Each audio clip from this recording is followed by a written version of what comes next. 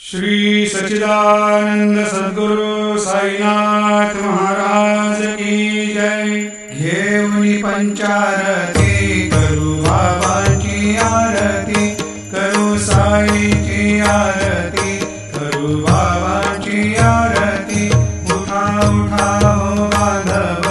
ओवाळू हार माधव, साई माधव,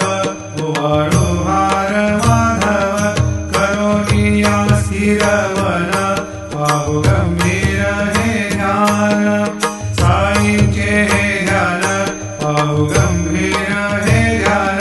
कृष्णनाथा दत्त साई, जडू चित्त तुझे पायी, चित्त बाबा पायी, जडू चित्त तुझे पायी। आरती साई बाबा,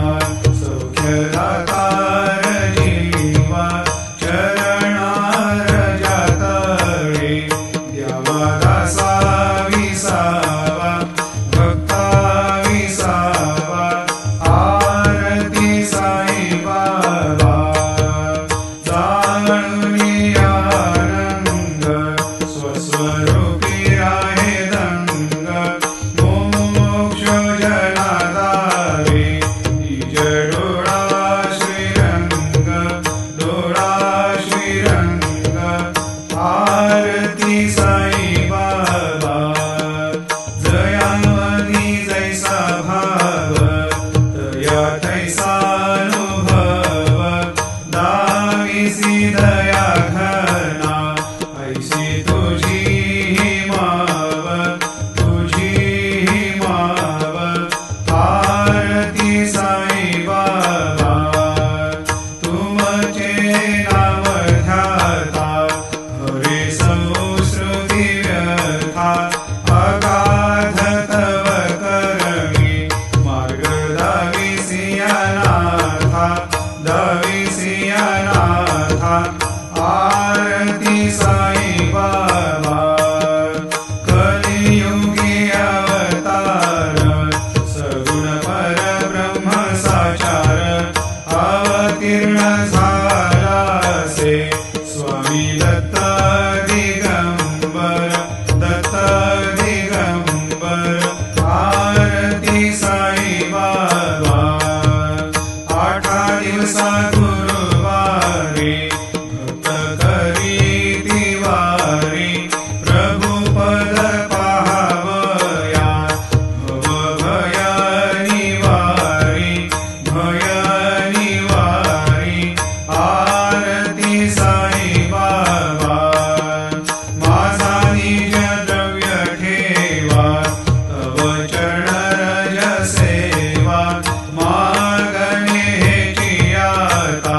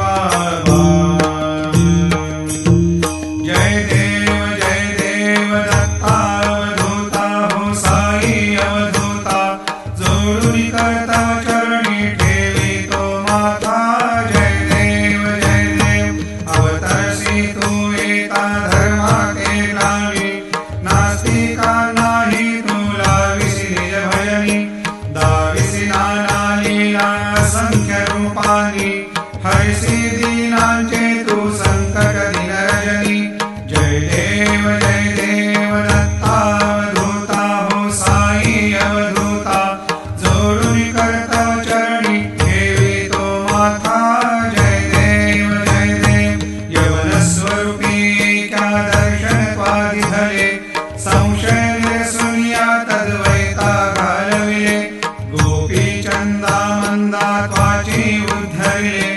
मोविन वंशी जन्मुनी लोकातारियले जय देव दत्तावधूता हो साई अवधूता जोडून कर्तव चरणी ठेवी तो माथा जय देव वेदन तत्वी हिंदू यवनांचा काही दावायासी झाला पुनरपि नरदेही पाहसी प्रेमाने तू हिंदू यवनाही दाविसी आत्मत्वाने व्यापक हा साई जय देव दत्तावधूता हो साई अवधूता जोडून कर्तव चरणी ठेवी तो माथा जय देव देवा साई नाथा तत्पदनत भावे परमाया मोहित जन मोचन सनी भावे त्वत्कृपया सकलांचे संकट निरसावे देशीय तरिते त्वद्यश कृष्णाने गावे जय देव दत्तावधूता हो साई अवधूता जोडून कर्तव चरणी ठेवी तो माथा जय देव शिर्डी माझे पंढरपूर साई बाबा रमावर साई बाबा रमावर शुद्ध भक्ती चंद्रभागा भाव पुंडलिक जागा भाव पुंडलिक जागा याहो अवघे जन करू बाबाशी वंदन साई वंदन करू बाबाशी वंदन गणू हरे बाबा साई भाव पाव माझे आई भाव माझे आई घालील लोकांगण वंदीन कर्ण डोळ्यानी पाहिल रूप तुझे प्रेमी रंगीन आनंदे पूजिन भावे वाणीन भवेना त्वमेव माता पिता त्वमेव बंधु सखा त्वमेव विद्या द्रव्यं त्वमेव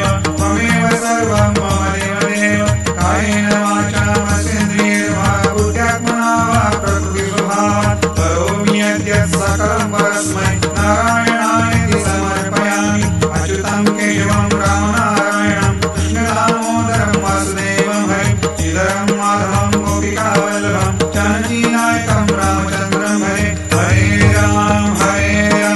राम राम हरे हरे हरे कृष्ण कृष्ण कृष्ण हरे हरे श्री गुरुदेव दत्त हरि ओम यज्ञेन यज्ञमयजन्त देवास्तानि धर्माणि प्रथमान्यासन्न तेहनाकं महिमान सचन्त यत्र पूर्वे साध्या सन्ति देवाः ॐ राजाधिराजाय प्रसय साहिने नमो वयो वै श्रवणाय कुर्महे समे कामान् कामकामाय मह्यं कामेश्वरो वै श्रवणो दधातु कुबेराय वै श्रवणाय महाराजाय नमः ॐ स्वस्ते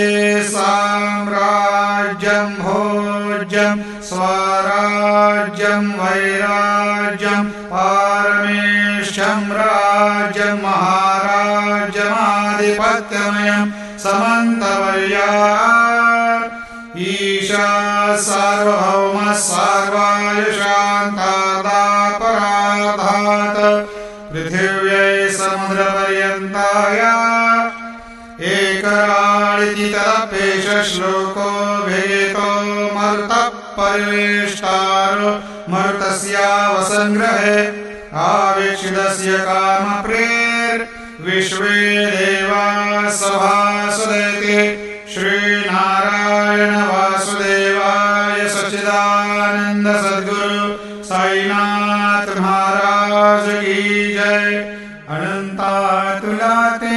कसे रे स्तवावे, अनंता तुला ते कसे रे नमावे, अनंता मुखांचा शिणे शेष गाथा, नमस्कार साष्टांग श्री सा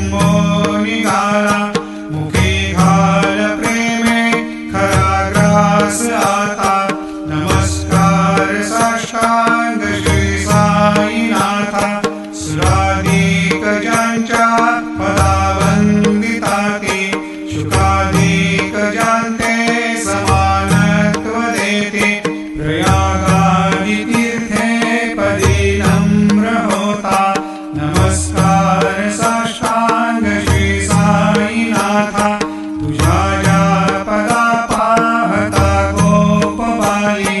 सदा रंगलीची स्वरूपी मिळाली करी रास क्रीडा सवे कृष्णनाथा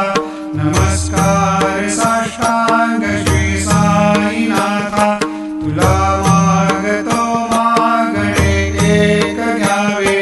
करा जोडितो दीन अत्यंत भावे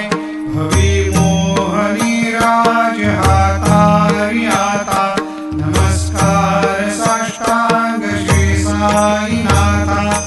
ऐसा येई बासाई दिगंबरा अक्षय रूपावतार सर्वहि व्यापक तू श्रुती सारा अनुसया त्रिकुमारा बाबा येई बा काशी स्नान जप प्रतिदिवशी कोल्हापूर भिक्षेशी निर्मल नदी तुंगा जलप्राशी निद्रा माहुर देशी ऐसा येई बा जोडी लोंबत सेवा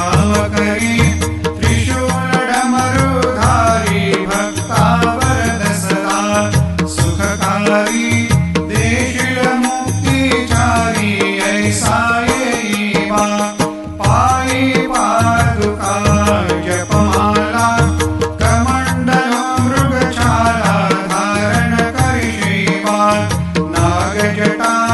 मुकुट शोभतो माथा ऐसा येई बा तत्पर तुझ्या या जे ध्यानी अक्षय त्यांचे सदनी लक्ष्मी वास करी दिनरजनी रक्षिषि संकट वारुणी ऐसा येई बा या परिध्यान तुझे गुरुराया दृश्य करी नयनाया पूर्णानंद सुखे ही काया लाविसी हरिगुण गाया ऐसा येई बा साई दिगंबरा अक्षय रूपावतारा सर्वहि व्यापक तू श्रुती सारा अनुसया त्रिकुमारा बाबा येई बा सदा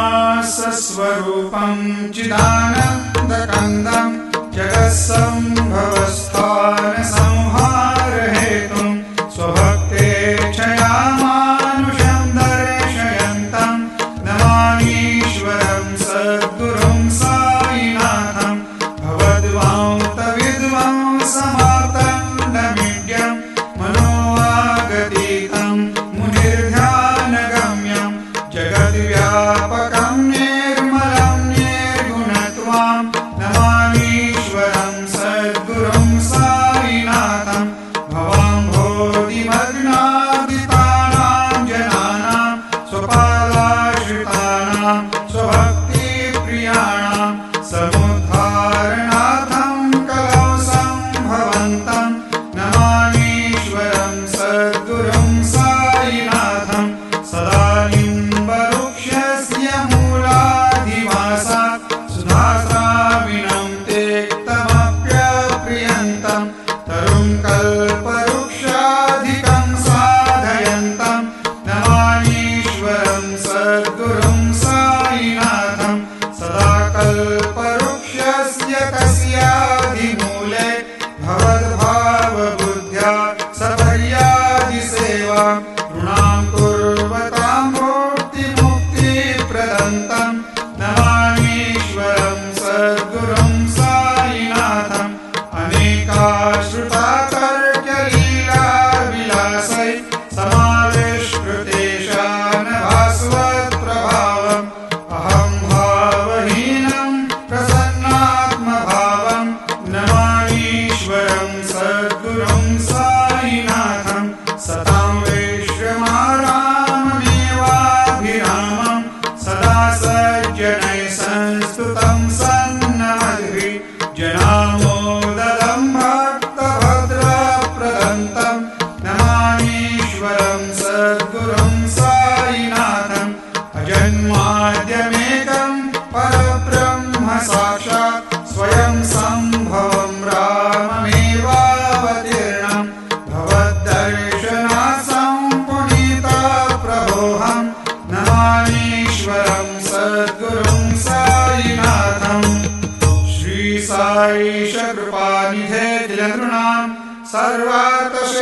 प्रदा युष्मत्पादरज प्रभावमतुलम् धातापि वक्ता क्षमः सद्भक्त्या शरणं कृताञ्जलिपुट सम्प्रापितोऽस्मि प्रभो श्रीमत्साई परेश पादकमलान् ज्ञानच्छरण्यं मम साईरूपधर राघवोत्तमं भक्तकामविबुधद्रुमं प्रभुं माययोपहतचित्तशुद्धये चिन्तयाम्यहमर्निशं मुदा शरत्सुधांशो प्रतिमं प्रकाशं कृपातपत्रं तव साईनाथ त्वदीयपादाब्जसमाश्रितानां स्वच्छायया तापमपाकरोतु उपासनादैवत साईनाथ स्तवैर्मयोपासनिना स्तुतस्त्वं रमेन् मनोन्मे तव पादयुग्मे भृङ्गो यथाब्जे मकरन्दलुब्धः अनेकजन्मार्जितपापसंशयो भवेद्भवत्पादसरोजदर्शनात् क्षमस्व सर्वानपराधपुञ्जकान् प्रसीद साई सद्गुरो दयानिधे श्री साईनाथ चरणामृतपोतचित्तास्तत्पादसेवनरतः सततं च भक्त्या संसारजन्यदुरितोर्ध्वनिर्गतास्ते कैवल्यधाम परमं समवाप्नुवन्ते स्तोत्रमेतत्पठेद्भक्त्या यो नरस्तन्मना सदा सद्गुरो साईनाथस्य कृपापात्रं भवेद्ध्रुवम् करचरणकृतं वा कायजं कर्मजं वा श्रवणनयनजं वा मानसं वापराधं विहितमविहितं वा सर्वमेतत्क्षमस्व जय जय करुणाब्धे श्री प्रभो साईनाथ श्री सच्चिदानंद सद्गुरो साईनाथ महाराज की जय।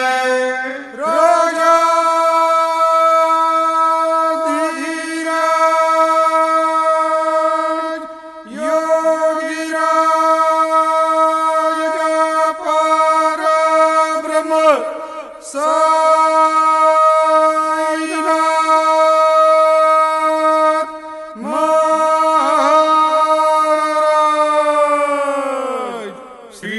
सच्चिदानंद सद्गुरु साईनाथ।